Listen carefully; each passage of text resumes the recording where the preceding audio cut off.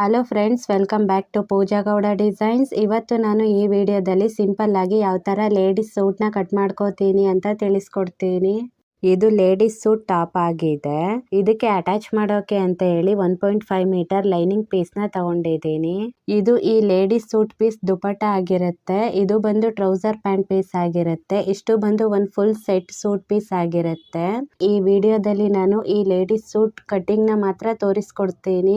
ಮುಂದಿನ ವಿಡಿಯೋದಲ್ಲಿ ನಾನು ಈ ಸೂಟ್ ಸ್ಟಿಚಿಂಗ್ ನ ತೋರಿಸ್ಕೊಡ್ತೀನಿ. ಪ್ಲೀಸ್ ವಿಡಿಯೋನ ಕೊನೆವರೆಗೂ ನೋಡಿ. ಈ ವಿಡಿಯೋ ನಿಮ್ಗೆ ಇಷ್ಟ ಆಗುತ್ತೆ ಅಂತ ಅನ್ಕೊಂಡಿದ್ದೀನಿ. ಇಲ್ಲಿ ನಾನು ಸೂಟ್ ಪೀಸ್ ನ ಓಪನ್ ಮಾಡಿ ಇಟ್ಕೋತೀನಿ. ಇಲ್ಲಿ ಫ್ರಂಟ್ ಮತ್ತೆ ಬ್ಯಾಕ್ ಪಾರ್ಟ್ ಪೀಸ್ ಎರಡು ಒಟ್ಟಿಗೆನೆ ಇದೆ. ಇದನ್ನ ನಾನು ಹೀಗೆ ಮೇಲ್ಗಡೆ ಹೀಗೆ ಕಟ್ ಮಾಡ್ಕೋತೀನಿ. ಕಟ್ ಆಗಿದೆ. ಇಲ್ಲಿ ಬ್ಯಾಕ್ ಪಾರ್ಟ್ ನ ರಿಮೂವ್ ಮಾಡ್ಕೋತೀನಿ. ನಂತರ ಈ ಫ್ರಂಟ್ ಪಾರ್ಟ್ ನ ಹೀಗೆ ಸೆಂಟರ್ ಗೆ ಬರೋ ಹಾಗೆ ಫೋಲ್ಡ್ ಮಾಡಿ ಇಟ್ಕೋತೀನಿ. ಇಲ್ಲಿ ಈ ಶೋಲ್ಡರ್ ಹತ್ರ ಡಿಸೈನ್ ಕೂಡ ಕರೆಕ್ಟ್ ಆಗಿ ಫೋಲ್ಡ್ ಆಗಿರ್ಬೇಕು. ಹೀಗೆ ಫೋಲ್ಡ್ ಮಾಡ್ಕೊಂಡು ಪಿನ್ ಹಾಕಿ ಸೆಕ್ಯೂರ್ ಮಾಡ್ಕೋತೀನಿ. ಈ ತರ ಪಿನ್ ಹಾಕೊಂಡ್ರೆ ಮಾರ್ಕ್ ಮಾಡುವಾಗ ಹೆಲ್ಪ್ ಆಗತ್ತೆ. ಇಲ್ಲಿ ಕುರ್ತಿ ಲೆಂತ್ ಬಂದು 41 ಇಂಚ್ಗೆ ಬರುತ್ತೆ. 41 ಇಂಚ್ಗೆ ತಗೊಂಡಿದ್ದೀನಿ. ಶೋಲ್ಡರ್ ನ 7 ಇಂಚ್ಗೆ ಮಾರ್ಕ್ ಮಾಡ್ಕೋತೀನಿ. ಆರ್ಮೋಲ್ ನ ಕೂಡ 7 ಇಂಚ್ಗೆ ಮಾರ್ಕ್ ಮಾಡಿ ಗೆರೆ ಎಳೆದು ಸೇರಿಸ್ಕೋತೀನಿ.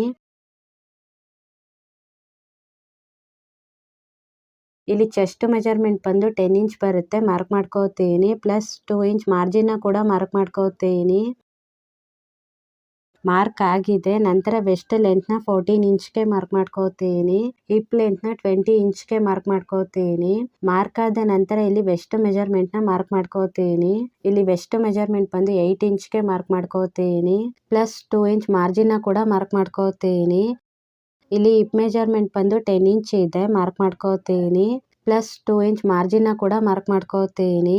ಇದು ಸ್ಟ್ರೈಟ್ ಕುರ್ತಿ ಆಗಿರೋದ್ರಿಂದ ಬಾಟಮ್ ಅಲ್ಲೂ ಕೂಡ ಸೇಮ್ ಮೆಜರ್ಮೆಂಟ್ಗೆ ಮಾರ್ಕ್ ಮಾಡ್ಕೋತೀನಿ. ಇವಾಗ ಇಲ್ಲಿ ಹೀಗೆ ಈ ಮಾರ್ಕ್ ಎಲ್ಲವನ್ನು ಸೇರಿಸಿ ನಾನು ಗೆರೆ ಎಳೆದು ಸೇರಿಸ್ಕೋತೀನಿ.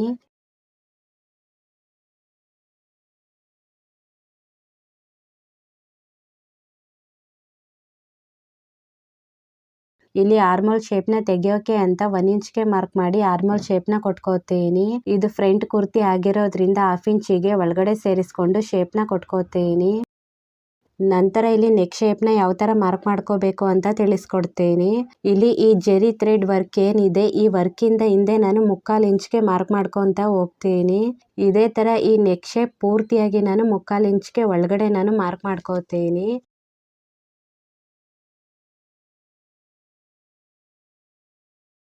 ಡಾರ್ಕ್ ಆಗಿದೆ. ಈ 3/4 ಇಂಚ್ ಬಂದು ಸ್ಟಿಚಿಂಗ್ ಗೆ ಹೋಗುತ್ತೆ. ಈ ತರ ನೆಕ್ ಡಿಸೈನ್ ಇದ್ದಾಗ ಮಾರ್ಕ್ ಮಾಡ್ಕೋಬೇಕಾಗತ್ತೆ. ಇಲ್ಲಿ ಶೋಲ್ಡರ್ ಡೌನ್ ನ 1/2 ಇಂಚ್ಗೆ ಮಾರ್ಕ್ ಮಾಡ್ಕೋಬೇಕಾಗತ್ತೆ. ನೀವು ಸೂಟ್ ಕಟ್ ಮಾಡುವಾಗ ಇದನ್ನ ಮಾರ್ಕ್ ಮಾಡ್ಕೊಳ್ಳಿ.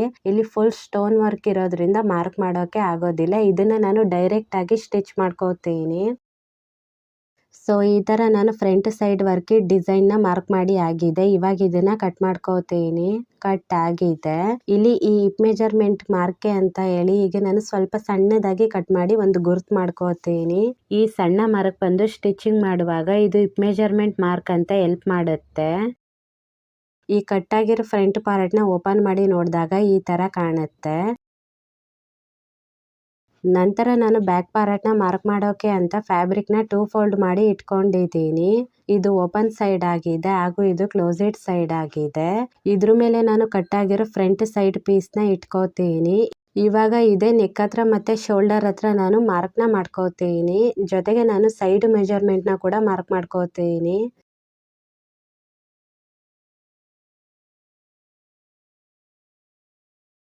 ಮಾರ್ಕ್ ಆಗಿದೆ. ಈ ಫ್ರಂಟ್ ಪಾರ್ಟ್ ನ ರಿಮೂವ್ ಮಾಡ್ಕೋತೀನಿ. ನಂತರ ಈ ಮಾರ್ಕ್ ನ ಗೆರೆ ಎಳೆದು ಸೇರಿಸ್ಕೋತೀನಿ. ಇವಾಗ ಆರ್ಮೋಲ್ ಶೇಪ್ ನ ಮಾರ್ಕ್ ಮಾಡೋಕೆ ಅಂತ 1 ಇಂಚ್ಗೆ ಮಾರ್ಕ್ ಮಾಡಿ ಆರ್ಮೋಲ್ ಶೇಪ್ ನ ಕೊಟ್ಕೋತೀನಿ. ಇಲ್ಲಿ ಆಲ್ರೆಡಿ ನೆಕ್ ವಿಡ್ತ್ ಮಾರ್ಕ್ ಆಗಿದೆ. ಬ್ಯಾಕ್ ನೆಕ್ ಡೀಪ್ ನ ನಾನು 3 ಇಂಚ್ಗೆ ಮಾರ್ಕ್ ಮಾಡಿ ಗೆರೆ ಎಳೆದು ಸೇರಿಸ್ಕೋತೀನಿ. ನಂತರ ನೆಕ್ ಶೇಪ್ ನ ಕೊಟ್ಕೋತೀನಿ. ಶೋಲ್ಡರ್ ಡೌನ್ ನ ಡೈರೆಕ್ಟ್ ಆಗಿ ಸ್ಟಿಚ್ ಮಾಡ್ಕೋತೀನಿ ಅಂತ ಆವಾಗ್ಲೇ ಹೇಳಿದೆ ನಿಮ್ಗೆ. ಇಲ್ಲಿ ಬ್ಯಾಕ್ ಪಾರ್ಟ್ ಮಾರ್ಕ್ ಆಗಿದೆ. ಇವಾಗ ಇದನ್ನ ಕಟ್ ಮಾಡ್ಕೋತೀನಿ. ಕಟ್ ಆಗಿದೆ. ಈ ಎಕ್ಸ್ಟ್ರಾ ಪೀಸ್ ಅಲ್ಲಿ ಸ್ಲೀವ್ ನ ಮಾರ್ಕ್ ಮಾಡೋಕೆ ಅಂತ ಬಟ್ಟೆನ 4 ಫೋಲ್ಡ್ ಮಾಡಿ ಇಟ್ಕೋತೀನಿ. ಇದು ಕ್ಲೋಸೆಡ್ ಸೈಡ್ ಆಗಿದೆ ಹಾಗೂ ಇದು ಓಪನ್ ಸೈಡ್ ಆಗಿದೆ. ಇಲ್ಲಿ ಸ್ಲೀವ್ ಲೆಂತ್ನ 15 ಇಂಚ್ಗೆ ಮಾರ್ಕ್ ಮಾಡ್ಕೋತೀನಿ. ಇಲ್ಲಿ ಸ್ಲೀವ್ ವಿಡ್ತ್ನ 10 ಇಂಚ್ಗೆ ಮಾರ್ಕ್ ಮಾಡ್ಕೋತೀನಿ. ಸ್ಲೀವ್ ಡೌನ್ನ 2.5 ಇಂಚ್ಗೆ ಮಾರ್ಕ್ ಮಾಡ್ಕೋತೀನಿ. ಸ್ಲೀವ್ ಬಾಟಮ್ನ 6.5 ಇಂಚ್ಗೆ ಮಾರ್ಕ್ ಮಾಡ್ಕೋತೀನಿ. ನಂತರ ಇದನ್ನ ಗೆರೆ ಎಳೆದು ಸೇರಿಸ್ಕೋತೀನಿ. ಇವಾಗ ಸ್ಲೀವ್ ಶೇಪ್ನ ಕೊಟ್ಕೋತೀನಿ. ಜೊತೆಗೆ ಫ್ರಂಟ್ ಸ್ಲೀವ್ ಶೇಪ್ನ ಕೂಡ ಕೊಟ್ಕೋತೀನಿ. ಇಲ್ಲಿ ಸ್ಲೀವ್ ಮಾರ್ಕ್ ಆಗಿದೆ. ಇವಾಗ ಇದನ್ನ ಕಟ್ ಮಾಡ್ಕೋತೀನಿ. ಕಟ್ ಆಗಿದೆ. ಇವಾಗ ಇದನ್ನ ಓಪನ್ ಮಾಡಿ ಫ್ರಂಟ್ ಸ್ಲೀವ್ ಶೇಪ್ನ ಕಟ್ ಮಾಡ್ಕೋತೀನಿ. ಕಟ್ ಆಗಿದೆ. ಈ ತರ ಸ್ಲೀವ್ ಮಾರ್ಕಿಂಗ್ ಮುಗ್ದಿದೆ.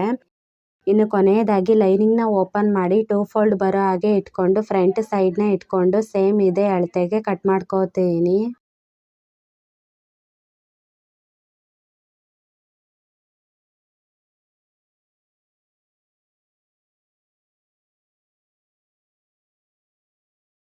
ಇಲ್ಲಿ ಬಾಟಮ್ ಅಲ್ಲಿ ಲೈನಿಂಗ್ ಎಕ್ಸ್ಟ್ರಾ ಇರೋದ್ರಿಂದ ಹೀಗೆ 2 ಇಂಚ್ ಮೇಲೆ ಮಾರ್ಕ್ ಮಾಡಿ ಗೆರೆ ಎಳೆದು ಸೇರಿಸ್ಕೋತೀನಿ.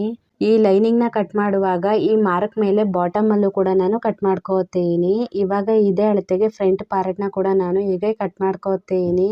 ಕಟ್ ಆಗಿದೆ. ನಂತರ ಮತ್ತೆ ಲೈನಿಂಗ್ ನ 2 ಫೋಲ್ಡ್ ಮಾಡಿ ಇಟ್ಕೊಂಡು ಬ್ಯಾಕ್ ಪಾರ್ಟ್ ನ ಇಟ್ಕೊಂಡು ಇದೇ ಅಳತೆಗೆ ಕಟ್ ಮಾಡ್ಕೋತೀನಿ.